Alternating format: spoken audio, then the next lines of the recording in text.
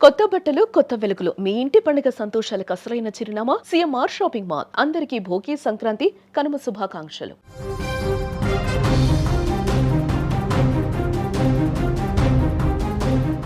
హైదరాబాద్ మల్కజ్గిరిలో యువకుడి అనుమానాస్పద మృతి కేసులో మృతుడి తల్లి సంచలన ఆరోపణలు చేసింది.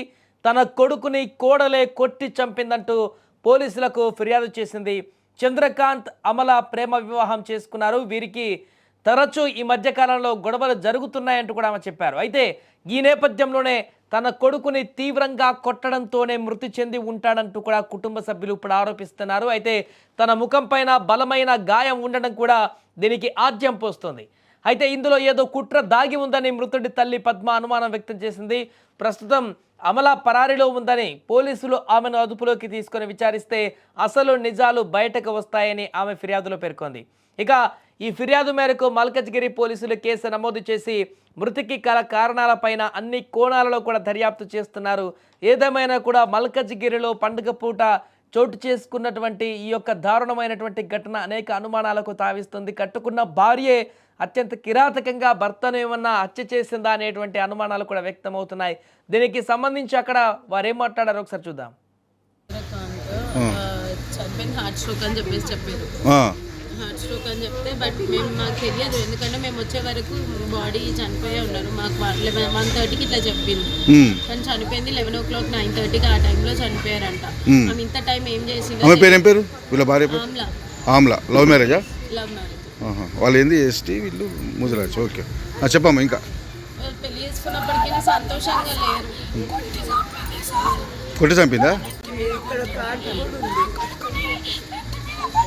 25కి లొల్లిలు అవుతున్నాయని చెప్పారు మాకు. క్రిస్మస్ రోజు కాబట్టి డేట్ గుర్తుంది. వెళ్ళి నేను మాట్లాడేసి వచ్చిన తర్వాత నెక్స్ట్ 3 డేస్కి ఏమైందో మొత్తం స్పూన్ తోటి ఇక్కడ కూర్చి ఇంజూర్ ఉంది.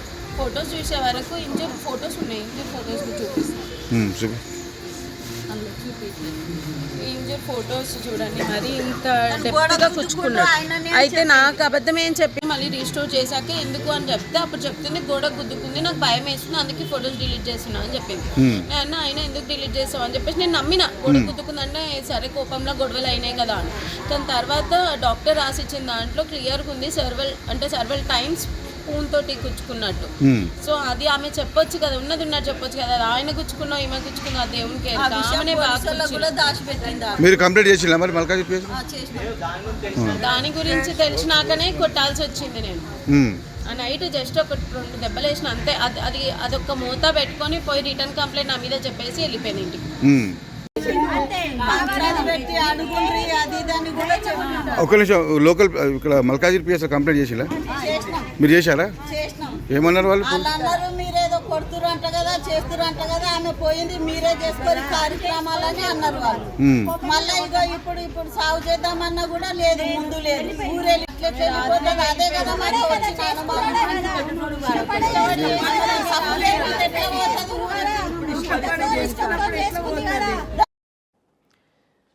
ఇది భార్యాభర్త మధ్యలో నెలకొన్నటువంటి పరస్పర గొడవలు అనేటివి ప్రాణాలు పోయే వరకు దారితీస్తున్నటువంటి ఘటనలు తాజాగా వెలుగు చూస్తున్నాయి. దాంట్లో మల్కజ్గిరిలో చోటు చేసుకున్నటువంటి ఈ ఘటన మరొకటి వెలుగు చూసింది.